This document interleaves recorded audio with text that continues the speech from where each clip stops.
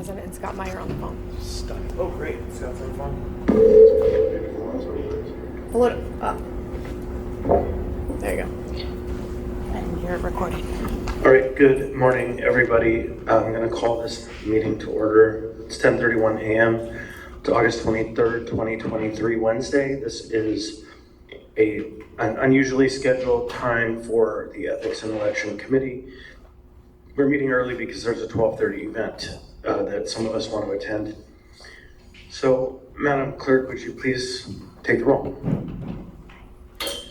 I guess we just do introductions. Yeah. Assembly Chair Constant. Here. Assemblymember Cross. Here.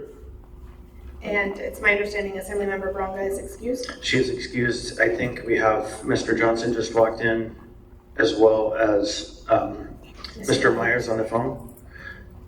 So I don't see an... Yes, I'm here. Thank you, Rick. All right, thank you, Scott. I don't see an extra mic, or I'd bring you up here. Maybe when the ombudsman's done, Zach. Yeah, come on over. That's all good. Nice.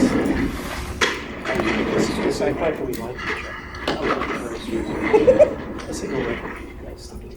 We also have the clerk, Jamie Hines, Deanna's assistant to Assembly and Assembly Council, or Legislative Council, and we have Matthew Hurt, member of the public in the audience. On the agenda, we have 3 items. We have an update regarding the April 11 election complaint, the creation of ITD policy statement. Regarding removable storage devices, the ombudsman is here. We also have an update on ethics code amendments regarding the boards and commissions disclosures, which is an ordinance moving forward. Then we also have a discussion about the 2024 elections. Is there anything anyone would like to add to that? Okay, I'm not hearing anything. Sounds like there's a basketball game next door. Yeah, They manufacture equipment, so Okay, that's fine. Sounds like they're having fun, hopefully. Anyhow, so the first item A on the agenda, update regarding April 11 election complaint, creation of ITD policy statement. Mr. Hess has provided to the committee and to the community a final investigative report concerning Ombudsman Complaint 2023-0550. So I don't have real structure for this conversation, but I do have the Ombudsman, so I'm going to hand him the floor to give us a briefing on the report. Mr. Hess. Thank you, Mr. Chair. As I believe the members and the community are aware, a member of the public contacted the Ombudsman's office on April 26th. It was after the April 20th Anchorage Election Commission's public session of Canvass and the adoption of the elections Canvass report. The constituent was concerned, based on what they heard during the commission meeting, that it appeared that the municipality's IT department had created a policy that may have been created specifically to support a challenge to the April 2023 municipal elections. So, I reviewed relevant emails,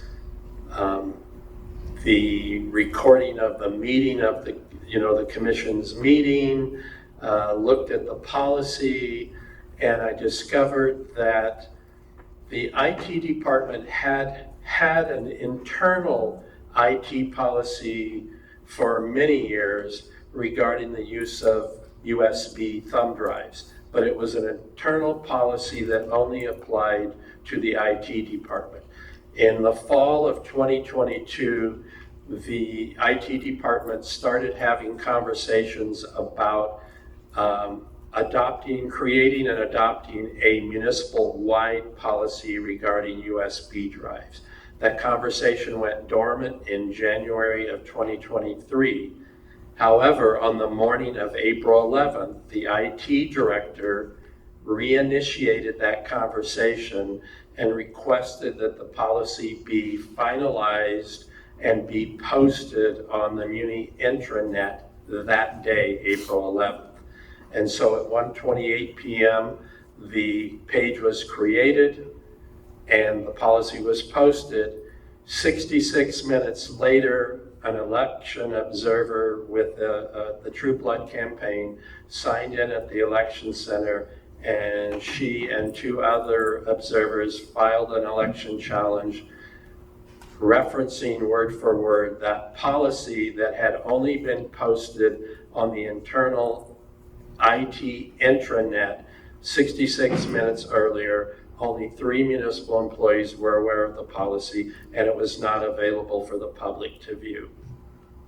So after my records request was fulfilled and I looked at emails, I determined that the policy had been finalized. It had been posted that day at the request of the IT director. The IT director had actually emailed the Chief Information Security Officer and said, there are no references to thumb drives being used to transfer data from critical infrastructure, and requested that that language be added to the policy, language that specifically addresses the concern in the election complaint.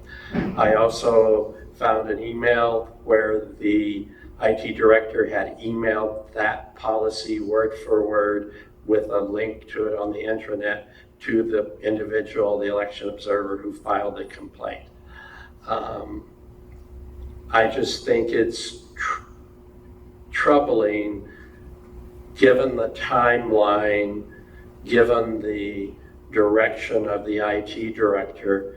The IT director had also received from the records management supervisor the policy P&P 1.1, which outlines the process for developing Muni-wide policies, had received that in March of 2023. So the director was very aware that this policy did not apply Muni-wide, could not apply Muni-wide, because OMB takes the lead on developing any Muni-wide policies, and all department managers and all department IT coordinators have to be involved in that process. And then OMB assigns a P&P number. It is signed by the mayor, and then it's posted online. And the OMB director was not aware of this policy until I contacted them. I also contacted 4 department directors who were unaware of the policy.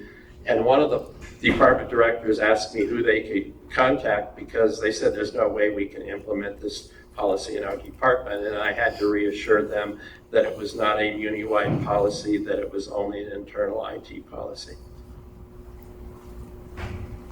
Could you speak briefly about your recommendations? So based on, I have to say, I don't take making recommendations lightly.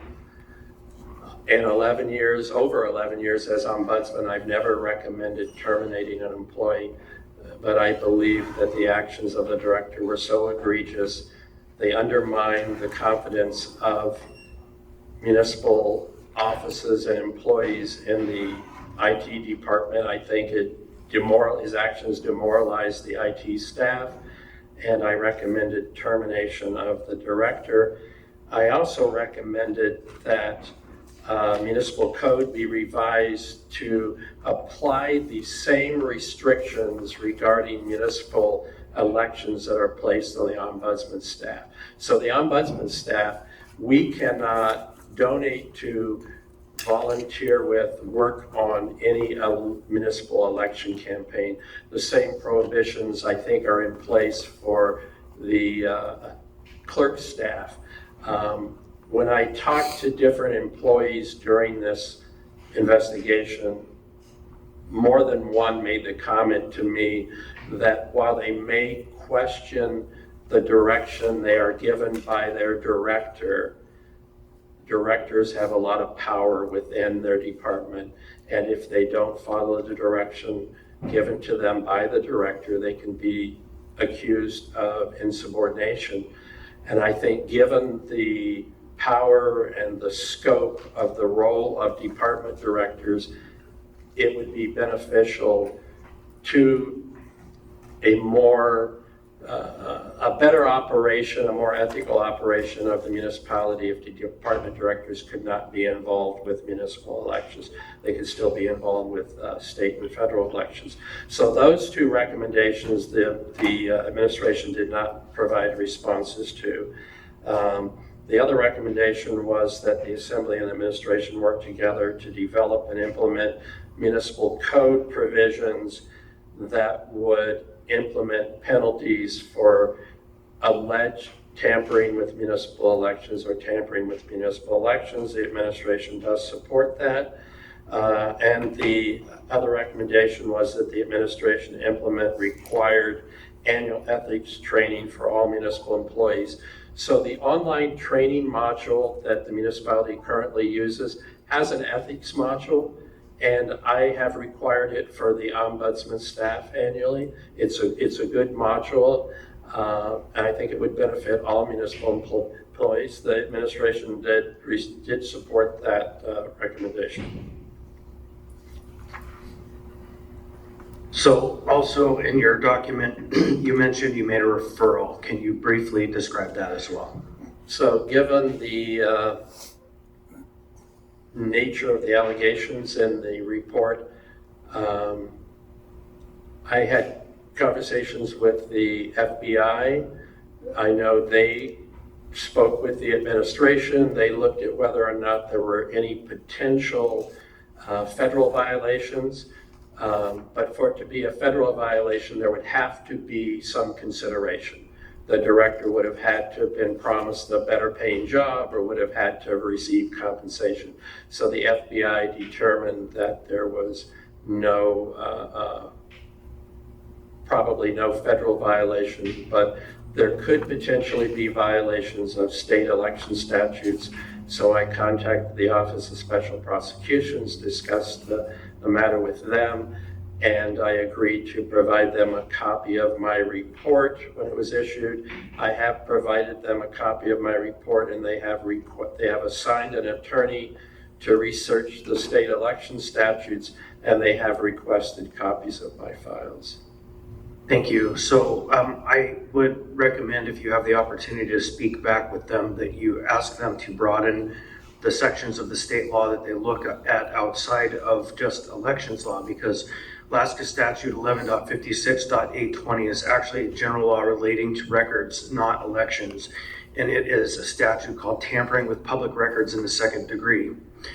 And Part A reads, a person commits the crime of tampering with public records in the second degree if the person knowingly makes a false entry in or falsely alters a public record, or knowingly destroys, mutilates, suppresses, conceals, removes, or otherwise impairs the verity, legibility, or availability of a public record, knowing the person lacks the authority to do so, or certifies a public record setting out a claim against a government agency or the property of a government agency with reckless disregard for whether the claim is lawful or the payment of the claim is not authorized. And in this section, Part B1, certifies means attesting to the existence, truth, and accuracy of facts, or that one holds an opinion stated in a public record.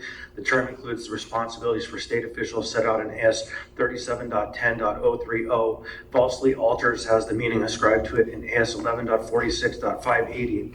And Part 3, makes a false entry means to change or create a public record, whether complete or incomplete, by means of erasure, obliteration, deletion, insertion of new matter, transposition of matter, or by any other means, so that the record so changed or created states or implies a fact that the maker knows is not true, or states or implies an opinion that the maker does not hold.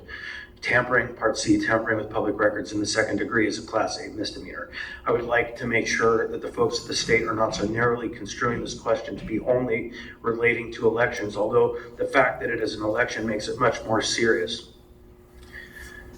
My understanding is that the attorney assigned is looking at whether there are violations, potential violations of any state statute. Thank you. That's important, because I think that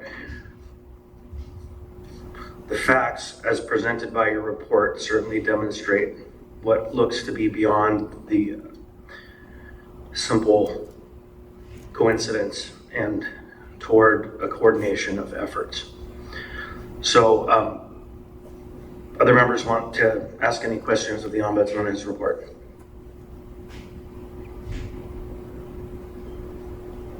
I'm not hearing anyone, so that's okay. Now, just for the members' benefit, members and the benefit of the public, leadership is in discussions right now of inviting Mr. Dahl to come to a work session so that we can have his side of the story, because of course, without his input, we only have one set of facts. And so that would be an invitation that would be going out soon. As of Monday, just 2 days ago, he was still in the employ of the municipality. Further, I think, Daryl, one of your recommendations is probably not feasible. And that is the recommendation that political appointees of the mayor, people appointed to department heads, don't participate in elections. I think there's a very long First Amendment history of appointees doing that. So I think the question or the recommendation will be considered but narrowed probably to those who would have direct engagement with the election process. But we'll have that conversation in the fullness of time, because while I recognize it is desirable to have everybody who is engaging in the operation of our election, the clerks, the folks who are paid to participate, people do have a First Amendment right. But otherwise, I think everything in your recommendations will be consuming over the course of the next several months to figure out. There was one element that I think this committee will spend some time chewing on really closely, and that's through the process of the Title 28 updates coming before the election next year, and that will be considerations of adding code sections that affect the recommendation that it would be a crime locally, not depending on the state, to tamper with elections. And also, one thing that we're going to do is we're going to add a certification language to our forms so that the individuals filing the forms will have to assert that they are telling the truth, so that if in fact facts arise in which they are found to be not telling the truth, they will have to answer for that. So is there any other input on this question? Okay, I'll just conclude by saying this is a very, very serious matter. It's probably at the top of my list of addressing before we conclude our Title 28 revisions, and there will be more on this coming. Next, we have conversation part B, update on ethics code amendments regarding boards and commission disclosures. Ms. Ennis.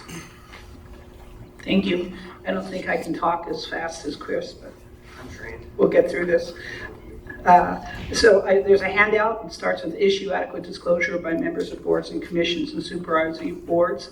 The first half of it, I'm giving you some background context, and the second half is a potential code change. We wanted to run it through this committee, and then we're going to bring it to the Board of Ethics September 22nd, hopefully. So number one, current jurisdiction of Board of Ethics extends only to the sufficiency of the disclosure, not to the decision of the board chair on the disclosure. This is similar to elected officials, and whoever wrote the very original ethics code, I think, was thinking you can't have a board and commission second guessing an elected body. They get training, and the elected body is a better judge of whether a member's disclosure has a disclosure, has a conflict of interest that can't be managed.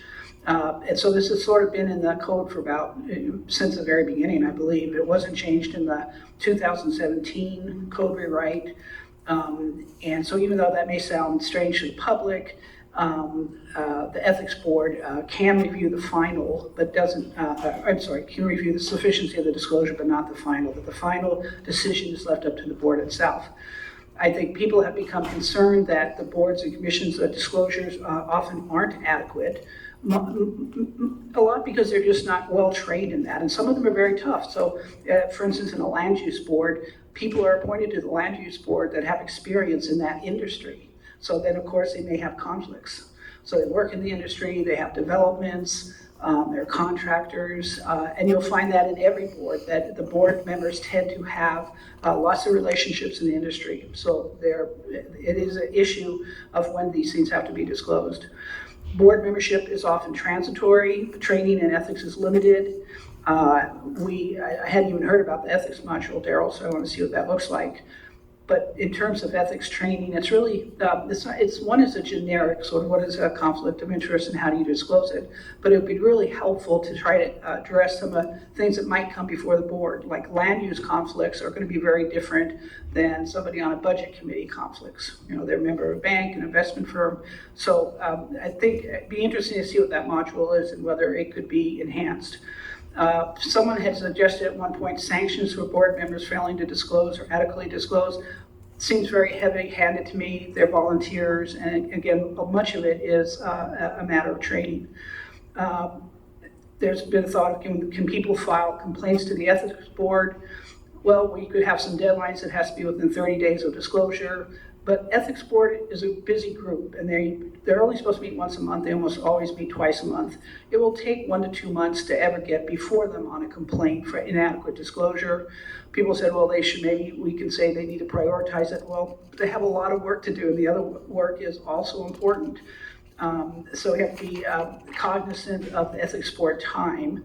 I had mentioned here perhaps less than a 30-day requirement to 10 days. If you think there was inadequate disclosure, do it within 10 days, and then the clerk's office can pull together the tape of that meeting.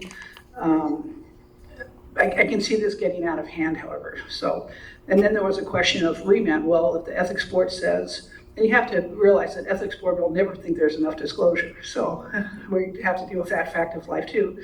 So the ethics board says, yeah, we think this was bad enough that it should go back to the body. But then what happens to the decision of that body? A lot of these bodies are advisory, they only make recommendations, but a lot of them actually take action. And so all that stuff is not final while we wait for 10 days to see if anybody's going to file. So it's a lot more complicated than it seems. So here on the bottom here is a draft, potential draft that someone else put together. And so it says they shall disclose conflicts of interest. And then it says what is currently the rule for assembly members, school boards and members, and the mayor, it stays the same. Because again, they're elected officials, they can decide their membership, their conflicts, I think more adequately. They're there, they can ask questions. And then, however, for service area supervisory board members and boards and commission members, the jurisdiction of the board includes both the sufficiency of the disclosure and the accuracy of the ruling of the chair. So it pulls back in whether the disclosures are accurate or complete. It's not so much accurate, are they complete? Request for review to the board must be filed with the municipal clerk on a prescribed form within 30 days of the disclosure or ruling. So you have a 30 days, if somehow their action impacted. I'm not sure, and there's a big difference between recommendations and an action. The board shall review shall include a statement of additional information that should have been disclosed to assist the body in its ruling. So the board has to get into the weeds on that disclosure. They may also recommend additional remedies, including training. Only in the most egregious failures to disclose shall the board recommend remand. Again, we've got to keep our finality of our decisions. Because of the importance for elected officials, boards and commission members, and the public to know the Board of Ethics response, the board should consider expediting these requests for review. And then finality of ruling, just the second section, B, pretty much says the same thing. Board members participating in official action may be reviewed, the disclosure by the Board of Ethics. And if the disclosure really was not conducted in accordance with the terms of this chapter, it may result in additional remedies, including training or in the most egregious failures to disclose in a remand to the body. So the problem is adequate disclosure in boards and commission members. And again, they're not simple. If they were so simple, we'd already have solved this problem. So they're fairly complex. I think training is a major element. So it's how much more can we have, can a code change affect some type of remedy? We wanted to run this by you because it is an issue. We have, I don't know how many boards and commissions we have, like 50 or something, and they do incredible amount of work for the city. So they're involved in every aspect of the city. So their work is very important and their disclosures are important. And I know, Chris, you're one of the people who is most concerned with this issue. Absolutely. Anyone? Questions? No. So I have two One, it's on the finality question. The mayor has an interesting place in the ethics code because the mayor blends into two positions. One is as when the mayor participates as a member, and one is when the mayor is acting as the executive. And I think that this language speaks to when the mayor is acting as a member, because who would be the appropriate decision maker for the mayor when acting as the executive, right? Is it the mayor's job to say, I'm acting in compliance? No, it would be the ethics board, right? And there are certain standards that are in the code relating to disclosures made by the mayor when acting as the executive in their capacity. And so I think, I'm not sure, because I'm just looking at this clearly now, that header should read in the mayor when participating as a member. But it's something we should talk about to make sure it's really clear, because in that case, the appropriate decision maker is the body, right? And that's fair and reasonable, but it's hard to imagine the chief executive being able to rule in his own or her own role as the final. So that's one, and I then. think, Chris, while we're still on that, Yep. can I mention that the ethics code did, and I think it still does, you can look it up, provide that conflicts of interest for the mayor as an executive go to the ethics board. Exactly. Right. Right, and so there's either a tautology or I'm not exactly Okay. sure, because But what we're separate saying. that out for the. Right, we have to contemplate that as we go through the drafting process, because I agree, there is a section in the ethics code that addresses the mayor when acting as an executive is subject to one section, which is the ethics board has a higher role than when acting as a member, it's the body that has the final authority. Anyhow, so it has to be clarified, I think. And then on your previous section, section 3 to 2E3, I think the most egregious failures to disclose, I wonder, and this might be getting too far afield, that if we also contemplate the effects of the failure to disclose, right? The impact, not just the failure to disclose, but what happens if a disclosure wasn't made and some action occurred and there was some impact. Maybe that's implied in that phrase, most egregious failures to disclose. I don't know. So I want to kind of sort through that a little bit. And I agree with you. I think there should be some definition of egregious. And if it was a close vote and that person clearly would have been conflicted had there been adequate disclosure, then that says something. If there wasn't a close vote, should there be any impact on the action? Right. And then again, that gets back to the advisory boards. They're just discussing things. I will say that the ethics board is very concerned with the impact of someone who has a conflict of interest. They call it SWAG on the entire process. But that's just something we can't fix. I mean, after the fact, we can't fix that. I don't know. I think most people are sophisticated to know that John Doe really has an interest in this. They own a company that. I sort of give more credit to the other members of the board. Right. Well, and I think there's a line between an action having an impact that is no impact because, like you say, there's not a close vote, their vote wouldn't have mattered, right? It wouldn't have impacted the outcome of a decision. Then there's also a scenario between that and when a criminal act would have occurred where the person is actually doing some shady business for somebody without disclosing, where it would rise to the level of other section of the law or the code. Somewhere in between, I think there's a third place that is an intermediate. But most of our advisory boards wouldn't have that impact. In any case, it really probably just falls into the quasi-judicial boards where this would be of most import. You know, making decisions on licenses, making decisions on land use, making decisions that are binding. And I don't know. So, all right, I'm talking about anyone else? It's just, if I may. Mr. Crowe. Yeah, it's just interesting. That's why it's so important that you have a very competent elections ethics board, because the complexity of your relationships in both private and in your business, and I can see a million different scenarios that we could exhaust and still just be scratching the surface on what some of these things might look like. And so ultimately, you know, disclose, as we say in real estate, disclose. And if you have any questions, disclose anyway. And then ultimately, you know, seek the wise counsel of the ethics board to make sure that, you know, you've done everything you can. And it's, you know, But there's so many complex situations out there, it's hard to remedy them all. Thank you. Yeah, when you think about not those of us who are doing this at this level, but the boards, they're much more voluntary, non-professional lay people. It certainly argues for more leeway, but it also really argues for more training, as you've recommended. There's a conversation that I've been thinking about, and this, I'm just putting it out there. This is not involved in this. This is a more structural conversation. But we have a small ethics board that works really, really hard, probably too hard. And so we have other boards we've created that we have a lot more members on, and then they meet in panels of 3.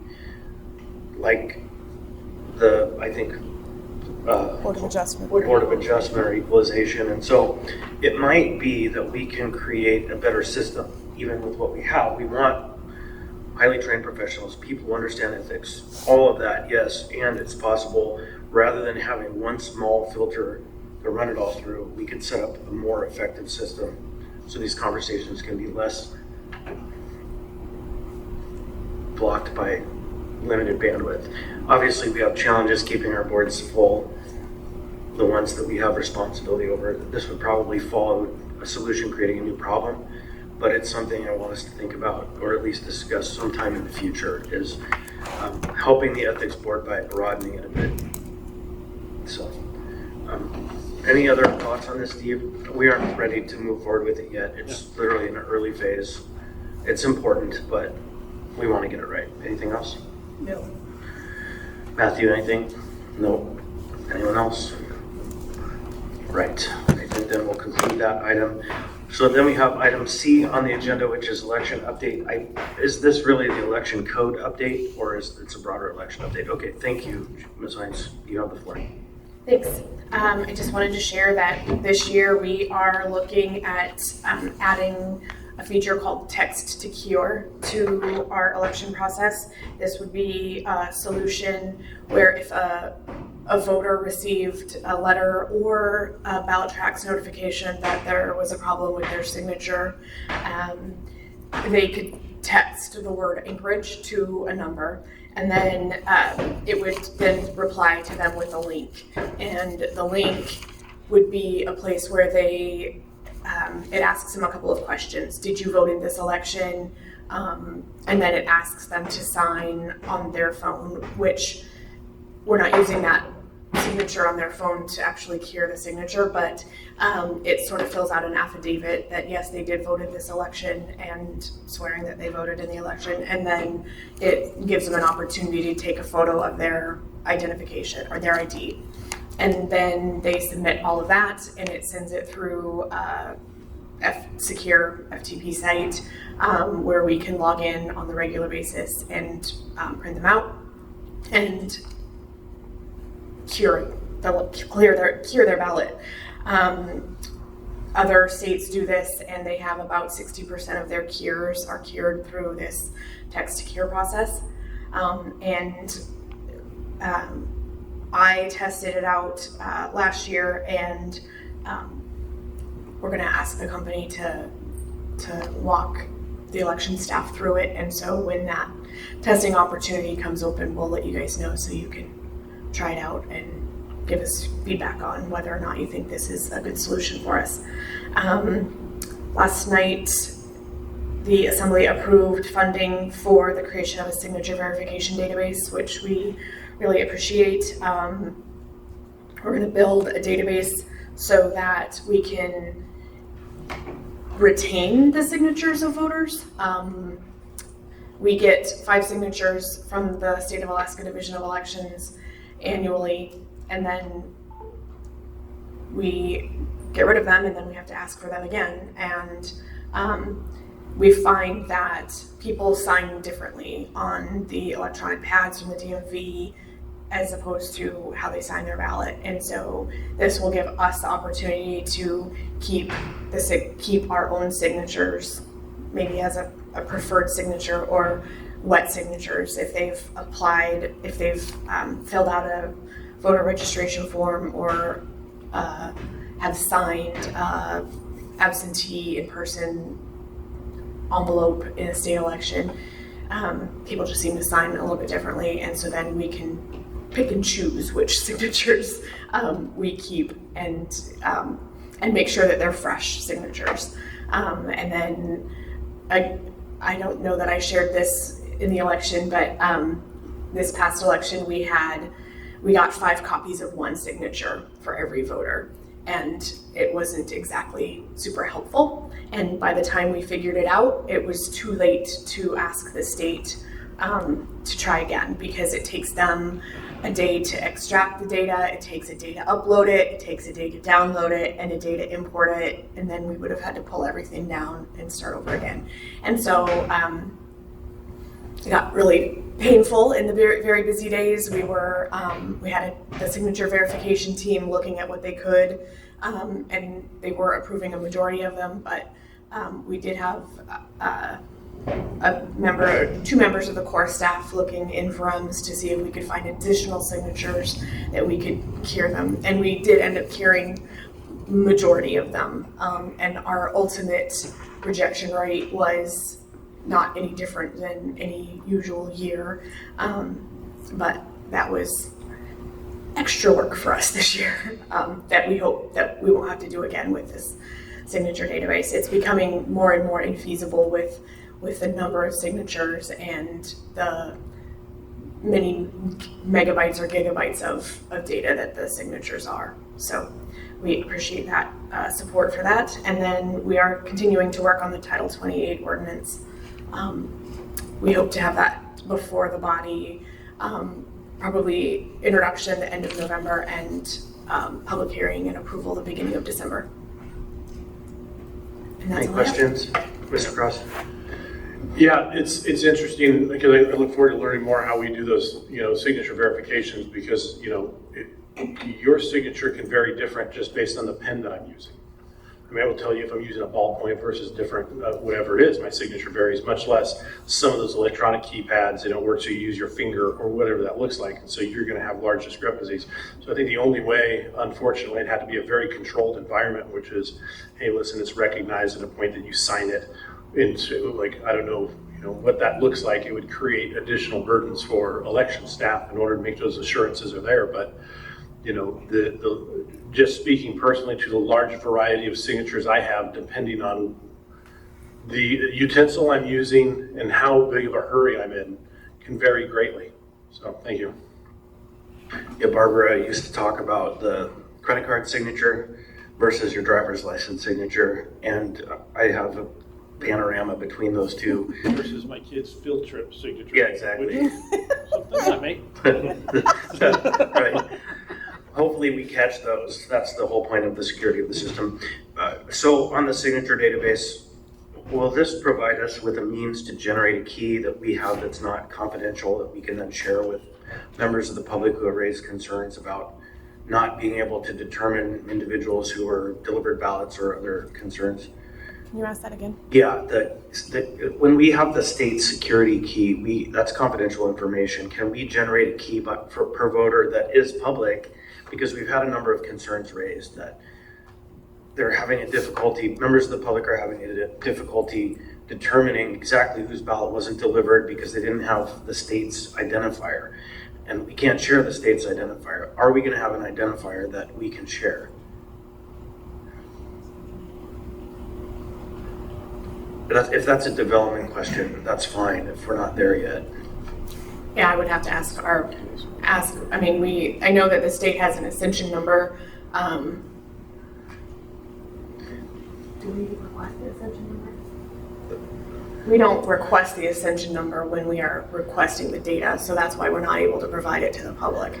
But would we have a key is the question. I think that's probably We a would have Dennis a question. key, but we're not pulling a voter's mailing address out of our own database. We're using the state's database for that. We're only pulling signatures out of the signature database. I see, so it won't be a full voter database. Right. It's just It gonna would be the just be- signature database. Okay, Yeah. that's helpful information. That's helpful information. It's a narrow project, not a broad project. Okay. Then, is there any other input on that? from members, questions? Anyone on the phone? I think we've probably lost both members on the phone. All right, so now, is there any unfinished business to be brought before the body? No. I think the only unfinished business, and we should probably put a marker there, is Title 21 updates going forward. Yeah, just so that it's regularly on the agenda now, because we are getting towards that time of the year where it's going to become a thing. Okay, next we'll have audience participation. Welcome. Please state your name for the record, what part of town you're from. You'll have 3 minutes. Brenda Hasty, District 3. I wanted to follow up from our questions you had, Mr. Cross, Member Cross, from 2 months ago. We had a brief discussion about the training of election observers, and it occurred to me afterwards that while I appreciated the extensive training that elections observers are required to take, there were election observers who registered that were unable to jump through all of the hoops. And I think the election team can attest to that, that it was just too many hurdles for them. So there was not a lot of election observer participation from the people that actually originally registered. A second comment. Sorry, I must have to think about it a second.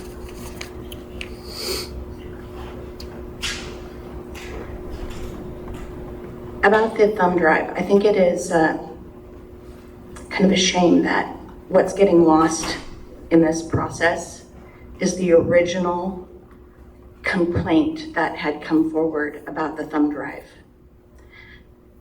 It's getting lost in the mix of this investigation. Well, it's a tragedy that it's come to this.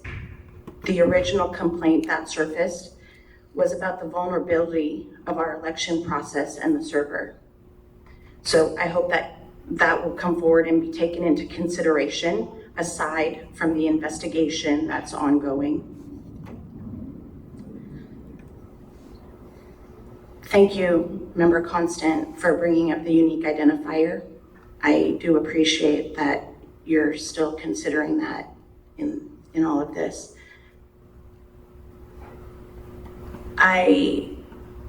It adds to transparency and accountability in the process, so thank you. I've asked the state about the reports that are sent to the elections team. While the voter ID number is a private identifier, the Ascension number is not. It is a static number, it is not variable, and it is included in the reports that are sent from the state to the elections department. That has been verified through records requests.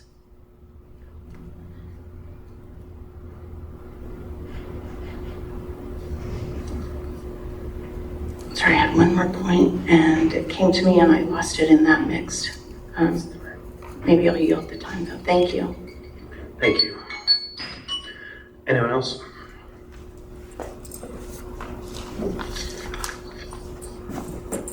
All right, welcome. Please state your name, what part of town you're from. You'll have 3 minutes. Short chair, Dan Smith. Is the mic on? There you go. Dan Smith, and District 3. I've been an election observer for the last 2 years and really just set out to discover what this process was all about because I really didn't know. And so I did a lot of observing. And currently I have a records request for ballots that were in the undeliverable cage but not reported to the state. So there's about, there's 1,730 of them in there, and I understand they've been diverted from the shredder, so I appreciate that. But these were ballots that were returned, ballot envelopes that were returned to the municipality as undeliverable due to being temporarily away, having a damaged envelope, or from a previous election. This was undiscoverable by observers because observer status expires on the day of the election certification. So even if you were physically present as a member of the public, neither an observer or a member of the public would have been able to discover who these voter identities were when they ran all 12,486 ballots through. No list was created, so if it's not created, then it doesn't exist. So the only way you could discover it would be to get a photocopy of the front and back of the ballot. And why would you care about 1,730 ballots that have been returned undeliverable? Well, there's quite a few numbers that are in question when it comes to our ballots. In December of 22, we had 201,029 ballots that were printed and mailed. In January 31 of 23, we had 19,421 ballots, postcards advertising the election that were mailed. I have a copy of all this if you would like it, if the clerk would allow me to hand this out, and then you can reference it on your own time. Would the clerk mind if I handed this out? Please hand it to the clerk.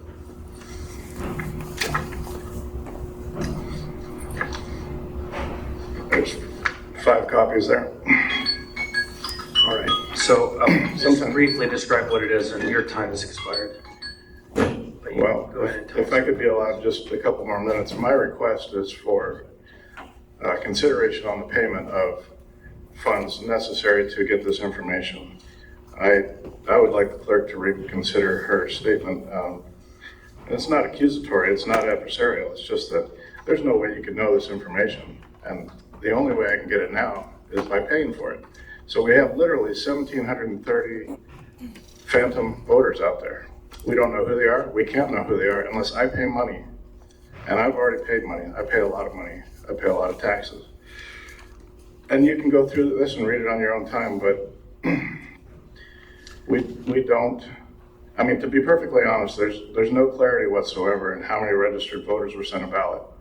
There's not. You can read through all these examples, but ultimately, we don't know. Similarly, we don't even know how many people voted. From the assembly memo, 2023-24, it states the voter turnout in 2023 was over 65,853 voters. How much over? That's not an accurate statement. We don't know. All right, So- sir, we got it. We'll take this report into consideration. Your time expired 2 minutes ago. If I could just have one more minute, would that be possible? Please wrap it up. I will. I just want to read this last paragraph. Identifying and quantifying undeliverable ballot packages is part of the mail-in election process for every election, and we need to amend the process by allowing observers to retain their certification until such time as all election processes have been completed. For the purpose of the 2023 municipal election, I would like to receive either the 1,730 names or a photocopy front and back of the 1,730 ballot envelopes returned as undeliverable but not reported to the state. I would like the clerk to reconsider the stated inability to waive fees on this request. This information should be free of charge. Thank you. I'll take any questions. There are no questions this time. Ms. Cross? I just had a question based on what Mr. Smith said to the clerk. Mr. Smith said that the observer, credentials expire after the day of the election.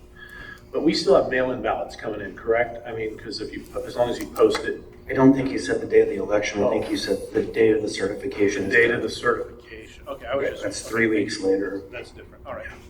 That was my question. Thank you. When was the expiration? Making sure that observers were still available during the time that any ballots are coming in and being counted. So thank you for that. Yeah, thank you. All right, so we don't have anything further on the agenda today. I will just say that should the ombudsman's findings, I shouldn't say should, I agree with the ombudsman's findings. And there was testimony that it's a shame that what's being lost is the original complaint about the vulnerability of elections. But what I think the report demonstrated to us is that there are actors, even within the municipality's executive branch, who are willing to do things that are outside of what looks to me like the law in order to achieve some goal. And so the original complaint, the second one, and all of the facts that have come to light, which we will continue to dive into and get to the bottom of, paint to me a very clear picture that the vulnerability is when we allow partisan actors, which would be members outside of the sworn election staff, to put their fingers inside of our election process. It doesn't provide security or confidence or transparency, it provides risk. That's what the original complaint points out to me. And again, we will be taking this conversation further as we watch for the state to act or not. We will be looking at code changes to ensure that when complaints are made, people sign on the bottom line that they swear it to be true. And we will be inviting folks who were signatories to the complaint to come tell us why they did it so that the record is complete. Is there any last comments by the members? I have 2 people on the phone that might want to do audience. Oh, that's right. Anyone else for audience participation? I'm not hearing anybody, so we'll conclude with that. And if there's no other input, we'll adjourn this meeting. Thank you, everybody.